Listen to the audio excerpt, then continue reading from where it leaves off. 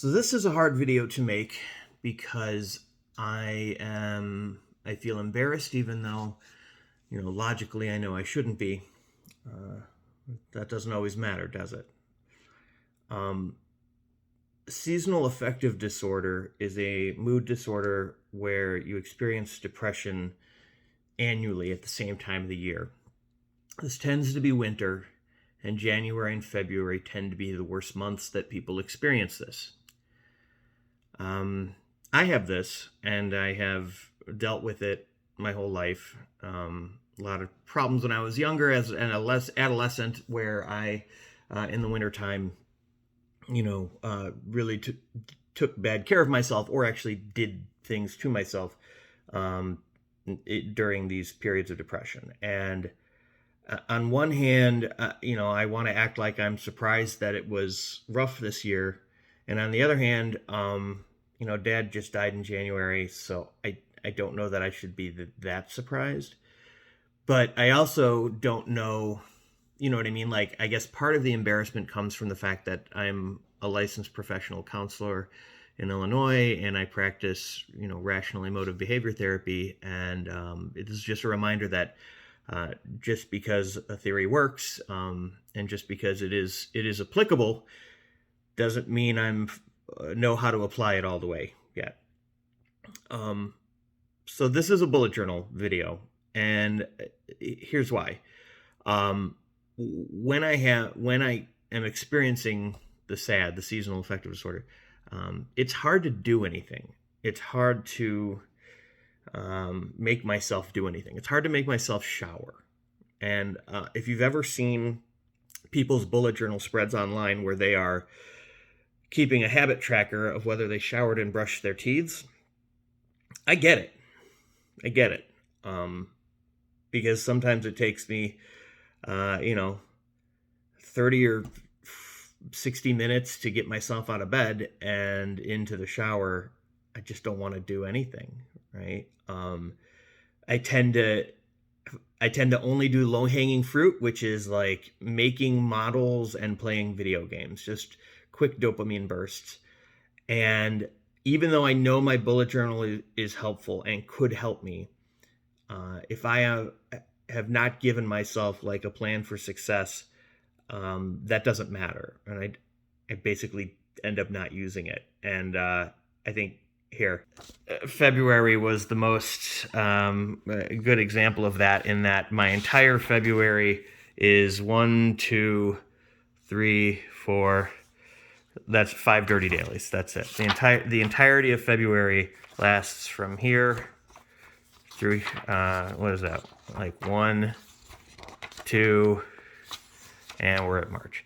And the thing I wanted to point out, because I was making my March monthly spread, my Frankenlog for March, and even that was kind of like ugh. But it's getting closer to March, and sometimes as it gets closer to March, the sun actually comes out, and it makes things a little bit easier.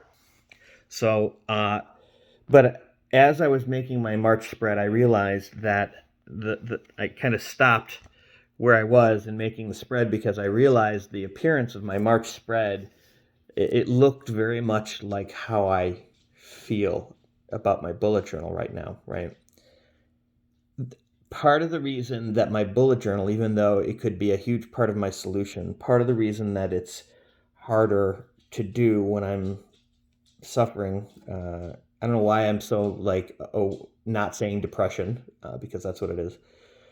Part of the reason it's so hard to use my bullet journal when I'm depressed is because my bullet journal represents all the things I'm supposed to be doing and that I'm not doing, and then you feel bad about not doing it, and so it sort of cycles. And when you're having a hard time really engaging with life, I feel like okay. So, anyways, this page of my bullet journal, I think, aptly describes how it feels for me when I'm struggling with it.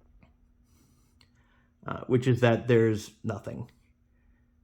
I could, if I'm not willing to engage with it, I could fill this in, and it wouldn't matter, because I wasn't going to do it. And I found myself looking at my places here where I want to put my habits, my weekly habits and my daily habits, what I want to do. and really trying to figure out what's realistic and what I'm going to engage in. On one hand, I want to give myself a place to put the things that I know would make things better on a daily basis. And on the other hand, when I'm depressed, it's not impossible that I would use the absence of marks in my habit tracker as another reason to beat myself up.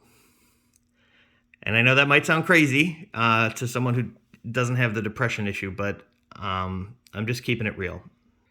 I've been basically non-existent on social media for the last 2 months. I've totally ignored the website. I've not been on the minimalist group, just not doing much of anything. And I feel like I think I'm starting to kind of wake up again. But if I'm also being honest, I think part of the issue is a lack of self-care. Not exercising, not eating well, putting on weight.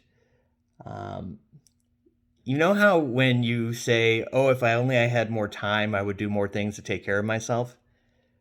Yeah, I'm totally busted on that, because even before the winter, when I got my dream job, which I currently have, working as a psychotherapist, I work in the afternoons and evenings. So every morning, except Saturdays, I work Saturday mornings. Every morning, I have until like noon or 1 o'clock to do whatever I want.